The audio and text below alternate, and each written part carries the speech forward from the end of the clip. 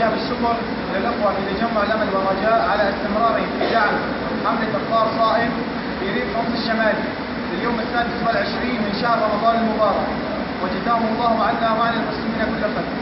ضيفا عزيزا لا تزال تأتي لنا في كل عام، تأتي لتمنحنا الأمل، نرجو لقاك على الدوام. أنواء نورك أشرقت على الخليقة والأنام، أقبلت بالأجر العميم والخير يا رمز السلام. رمضان يا نور الدروب، رمضان يا بدر التمام، منك الغني استدركا صبر الفقير على الطعام.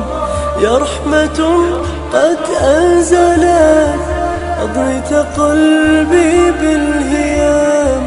رمضان يا خير الشهور حيتك السراب الحمام. أهلا وسهلا قالها سرب الحمام واليمام. البنت والطفل الصغير حيوك يا شهر الصيام. البنت هنت أختها والطفل يضحك بابتسام. طوبى لمن صام وقام وطاف بالبيت الحرام.